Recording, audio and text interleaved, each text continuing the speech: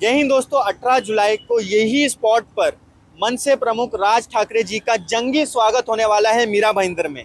हमारे साथ मौजूद है सचिन पोपले जी। सर, क्या कहेंगे, कितना उत्साह है और अगर कार्यक्रम के बारे में कुछ बता पाए आप? जेव्हा जेव्हा राजसाहेब ठाकरे मीरा भाईंदरमध्ये येतात तेव्हा त्यांचं जंगी स्वागत केलेच जाते। आमच्यासाठी हा सणापेक्षा कमी दिवस नाही, कारण की आमच्या मीरा भाईंदर शहरात सन्माननीय राजसाहेब येणार आहेत आणि याचा उत्सवासारखा आम्ही हा सण साजरा करणार आहे।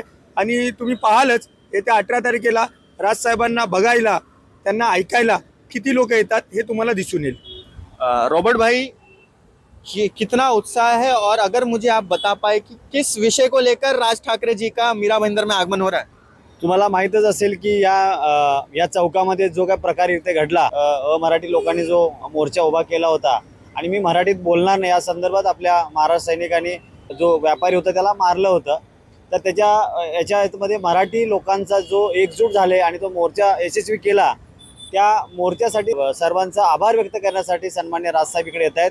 आणि खरंच हो, आमच्यासाठी खूप मोठा दिवस आहे आणि जेव्हा जेव्हा साहेब इकडे येतात तेव्हा जल्लोषाचं वातावरण असतं। तुम्हाला 18 तारखेला बघायला मिळेल की साहेबांच्या जल्लोषात स्वागत महाराज सैनिक, इकडचे मराठी लोक असतील ते एकत्रितपणे त्या येतील आणि या मीरा भाईंदर शहरामध्ये साहेब सभा घेऊन या शहरातील तमाम मराठी वासियांना ते संबोधित करतील। आप क्या संदेश देंगे?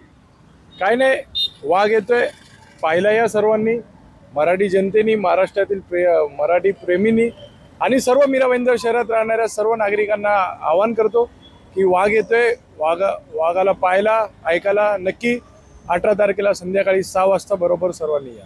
तो दोस्तों, आपने जैसे कि सुना कि मनसे कार्यकर्ताओं में कितना जोश है, क्योंकि राज ठाकरे जी का 18 जुलाई को मीरा भाईंदर में आगमन होने वाला है, जिसकी तैयारी जोरों शोरों में चल रही है। आप हमारे साथ हमारे चैनल के जरिए जुड़े रहिए, हम पल पल की खबरें आप तक पहुंचाते रहेंगे।